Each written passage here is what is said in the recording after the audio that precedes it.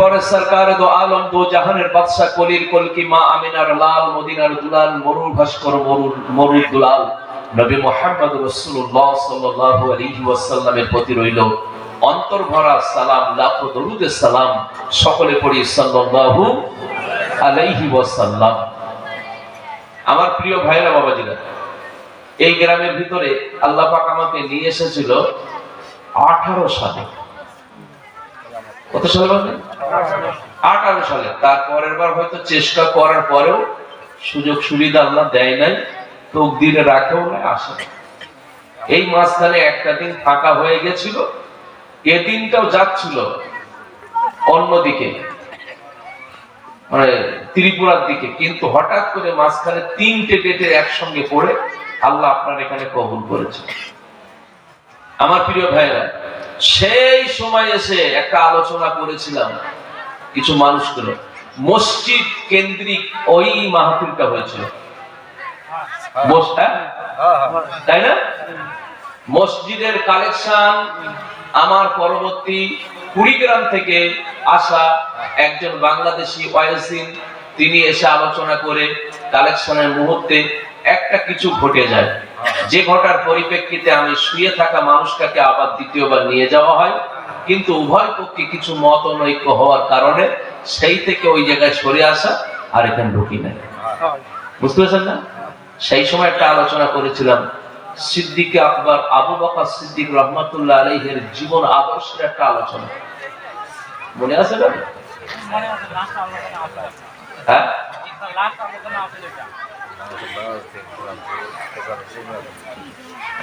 শাস্ত্রের কথা না, কিন্তু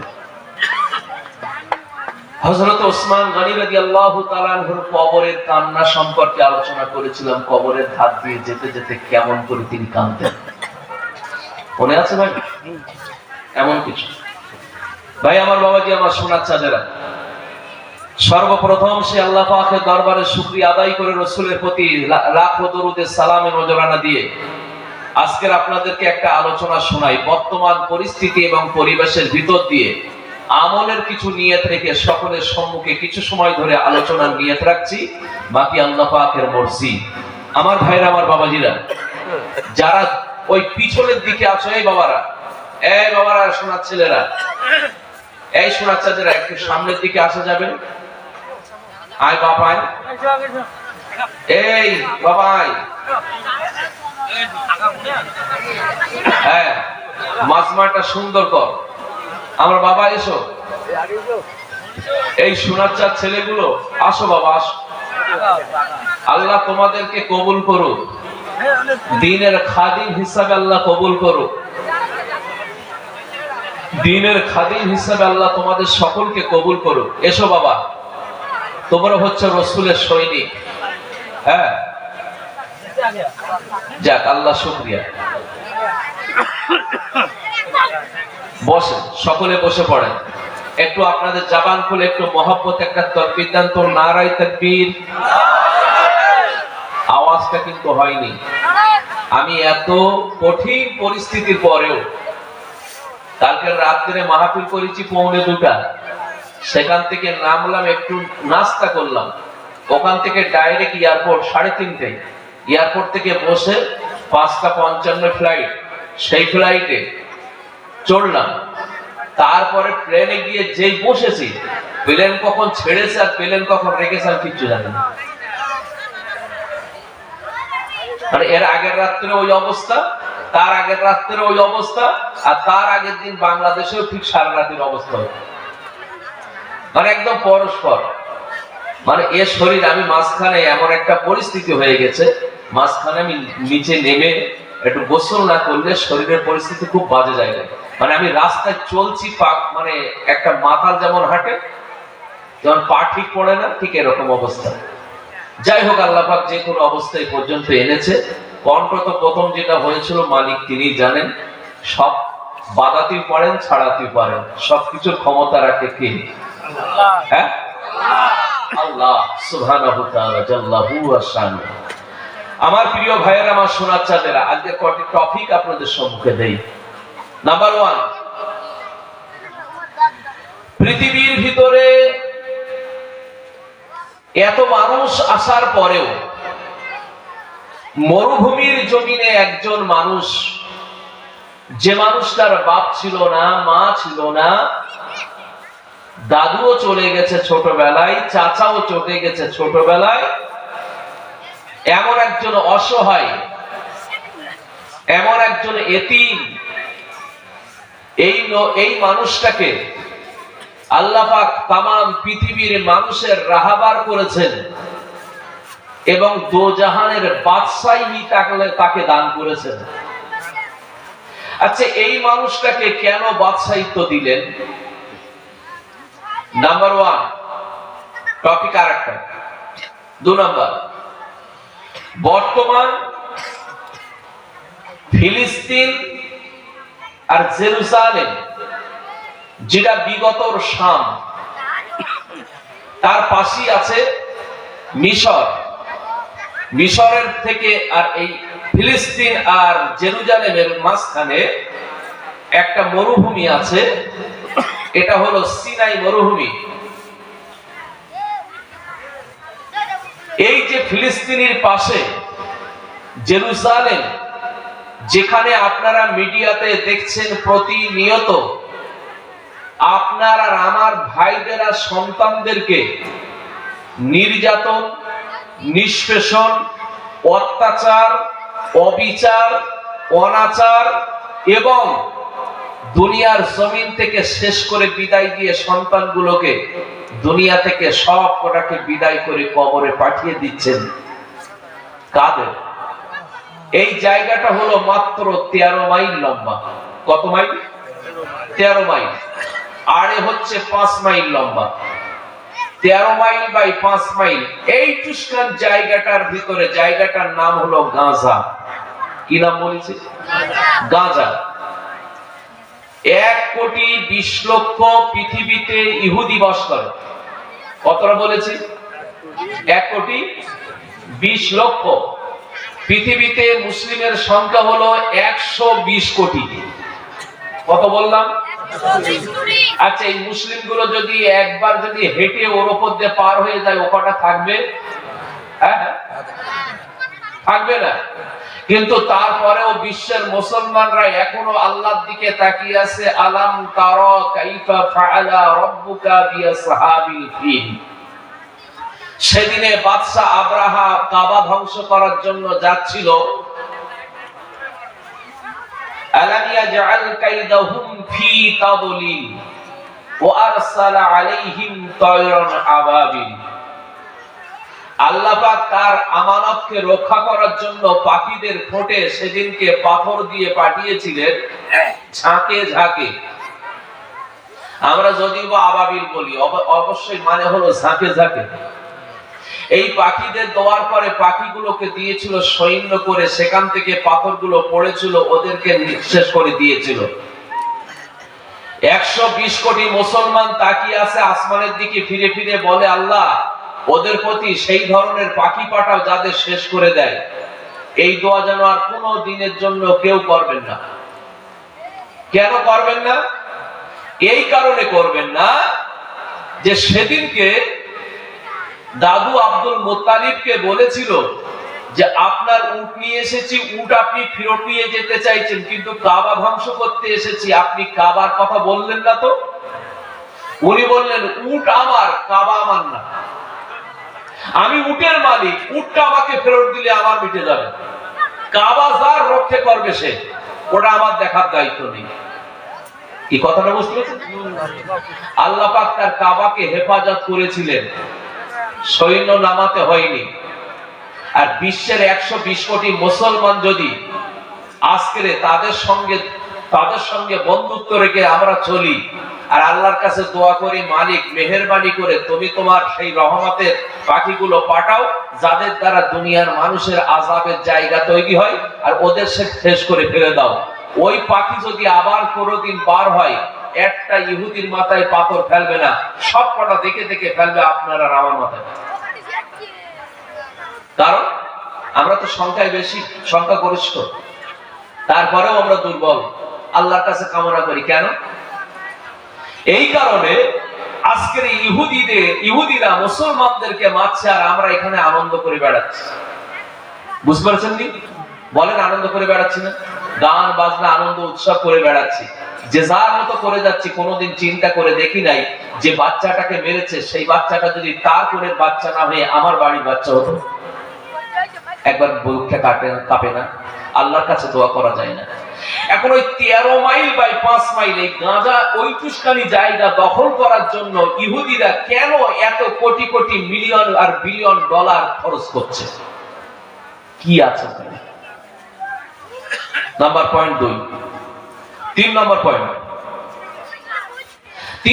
পয়েন্ট আমি বলেছি কুনতুম খায়রা। আল্লাহ পাক মানব জাতিকে উত্তম জাতি হিসাবে আল্লাহ প্রেরণ করেছে। আপনার আর আমার ভারতীয় যে সকল হিউম্যান বডি যারা রিসার্চ করেন, তারা আপনাকে আমাকে লক্ষ্য করে, অতএব নিজেকে লক্ষ্য করে একটা বাজার মূল্য দাম হিসাব করে একটা রেডি করেছেন। কত দাম আপনার দাম কত জানেন? প্রতিটা মানুষের দাম কত ভারতীয় বাজার মূল্যে? 3.5 কোটি টাকা। কত টাকা বলিস? হ্যাঁ, এই বাচ্চাটার দাম হলো 3.5 কোটি টাকা। আপনার দামও 3.5 কোটি টাকা দাম, আমার দামও 3.5 কোটি টাকা। আচ্ছা, 3.5 কোটি টাকার সম্পদটা বেশি দামি না 1 ভরি সোনার সেটা বেশি দামি? অতএব সোনাটা ভালো জায়গায় রাখা হয়, কিন্তু আমি আর আপনি 3.5 কোটির এই সম্পদটা কিন্তু ভালো জায়গায় থাকে না। কি বোঝাতে পেরেছি? এখন এই 3.5 কোটি টাকার সম্পদটা ভারতীয় মূল্য হিসাবে তারা বলল, আমার আল্লাহর কাছে আপনি কত দামি? এখন পয়েন্ট রাখছি 3টে। এর একটা আলোচনা সময় হবে 2.5 থেকে 3 ঘন্টা করে। বুঝতে পারছেন? এখন আপনারাই আমাকে নির্ধারণ করে দেন কোন দিকে আমি যাব। যেদিকে বলবেন সেই দিকে, কোনো অসুবিধা নেই। আর যদি বলেন মাসটা চলে গেল সুবহানাল্লাযী আসরা, তার কোনো কথা হবে না। বাংলাদেশ থেকে শুরু করে ইন্ডিয়া পর্যন্ত পৌঁছে গেছি ওই আয়াতের উপরে, শুধু সুবহানাল্লাযী আসরা সেটা। এখন বলেন আপনাদের সম্মুখে বলি কোনটা? তবে একটা কথা বলি, আজকে দেখি কিছু দূর যায়। এই পৃথিবীর জমিনে আল্লাহ পাক কোটি কোটি মানব জাতিকে সৃষ্টি করেছিলেন। আদম শাফিউল্লাহ থেকে ঈসা রুহুল্লাহ পর্যন্ত যত নবী দিয়েছিলেন, ঈসা রুহুল্লাহর পরে আমার নবী এসেছিলেন। তবে আমার নবী এসেছিলেন একটা নসলের থেকে, একটা বংশ থেকে 74 পুরুষ পরে। কত পুরুষ? এইবার একটা মুখস্থ বললেন। আদমের বেটার নাম হলো শীষ, শীষের বেটার নাম ইয়ানিস, ইয়ানিসের বেটার নাম কাইনান, কাইনানের বেটার নাম মাহালিল, মাহালিলের বেটার নাম ইজরাত, ইজরাতের বেটার নাম ইদ্রিস, ইদ্রিসের বেটার নাম আখিনুক, আখিনুকের বেটার নাম হলো সালিক, সালিকের বেটার নাম হলো লামেক, লামেকের বেটার নাম হলো নূহ, নূহুর বেটার নাম হলো শাম, শামের বেটার নাম আরফাকশাস, আরফাকশাসের বেটার নাম সালেক, সালেকের বেটার নাম ওসাইর, ওসাইরের বেটার নাম ফালেক, ফালেকের বেটার নাম রাও, রাওয়ের বেটার নাম সাগুর, সাগুরের বেটার নাম নাহর, নাহরের বেটার নাম আজর, আজরের বেটার নাম ইব্রাহিম খলিলুল্লাহ, আর ইব্রাহিম খলিলুল্লাহর বেটা ইসমাইল জাবিহুল্লাহ। এই ইসমাইলের বংশ থেকে আল্লাহ একটা নবী পাঠিয়েছিলেন, আর কোন নবী দুনিয়ার জমিনে পাঠান নাই। একখানা নবী ইসমাইলের বংশ থেকে আল্লাহ পাঠালেন। ইসমাইলের পুত্র হলো কাইজার, কাইজারের পুত্র হলো আওয়াম, আওয়ামের পুত্র হলো অবস, অবসের পুত্র হলো মাররা, মাররার পুত্র হলো স্বামী, স্বামী পুত্র হলো নাজির, নাজিরের পুত্র মুয়াশির, মুয়াশিরের পুত্র ইহাম, ইহামের পুত্র আবতাদ, আবতাদের পুত্র জিশান, জিশানের পুত্র আনফা, আনফার পুত্র অরওয়া, অরওয়ার পুত্র বালখা, বালখার পুত্র হারি, হারির পুত্র হারুন, হারুনের পুত্র ইয়াসিন, ইয়াসিনের পুত্র হুমরান, হুমরানের পুত্র আল রুইয়া, আল রুইয়ার পুত্র ওবাইদ, ওবাইদের পুত্র আনাব, আনাবের পুত্র আশিক, আশিকের পুত্র মাহির, মাহিরের পুত্র মাকুর, নাহরের পুত্র ফাজেল, ফাজেলের পুত্র কালে, কালের পুত্র বদলাল, বদলালের পুত্র ইয়ালদারম, ইয়ালদারের পুত্র হেররা, হেররার পুত্র নাসিল, নাসিলের পুত্র আবিল আওয়াম, আবিল আওয়ামের পুত্র বরুক, বরুর পুত্র অউস, অউসের পুত্র সলমান, সলমানের পুত্র হিমিশা, হিমিশার পুত্র ওদুদ, ওদুদের পুত্র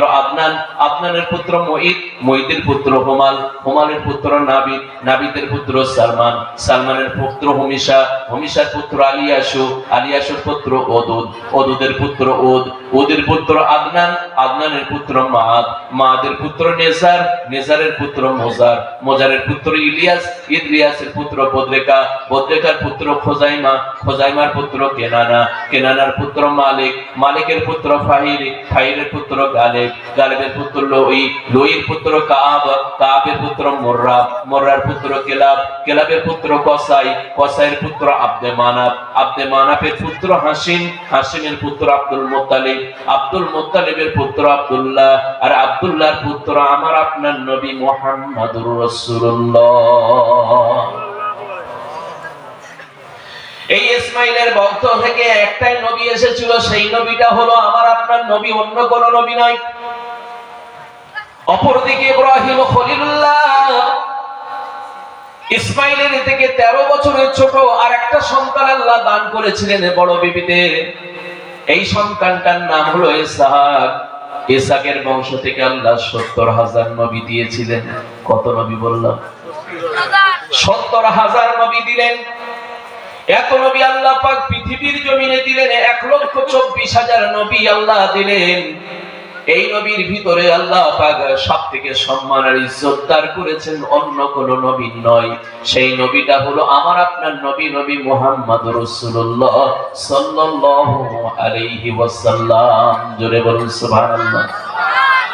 কলকাতার জমিনের ভিতরে দেখা যায় 2000 সালে একটা বইও বিক্রি হলো। সেখানে যে বইটার লেখা হলো দ্য 100, সেখান থেকে ইংলিশে ট্রান্সলেশন করা হলো। যিনি লিখলেন তিনি অন্য কেউ নয়, তিনি হলো আমেরিকার একজন ইহুদি পণ্ডিত। এই ইহুদি পণ্ডিত যেটা লিখেছিলেন সেই বইটার ভিতরে তিনি লিখেছিলেন মুহাম্মদুর রাসূলুল্লাহর কথা।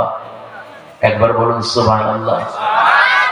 সেই মুহাম্মদ মানব জগতের ভিতরে যিনি এসেছিলেন তিনি জানিয়ে দিচ্ছেন, তিনি মানবের ভিতরে সবথেকে আমাদের রাহবার, পথ প্রদর্শক। দুনিয়ার জমিনে এসে যিনি আপনার জন্য কেঁদেছিলেন, দুনিয়া তো কেঁদেছিলেন, দুনিয়া থেকে চলে যাওয়ার সময় কেঁদেছিলেন। আল্লাহ পাকের আযাবে জাহান্নাম থেকে বাঁচানোর জন্য বারংবার যিনি কেঁদেছিলেন তিনি অন্য কেউ নয়, তিনি হলো আমার আপনার নবী, নবী মুহাম্মদুর রাসূলুল্লাহ সাল্লাল্লাহু আলাইহি ওয়াসাল্লাম।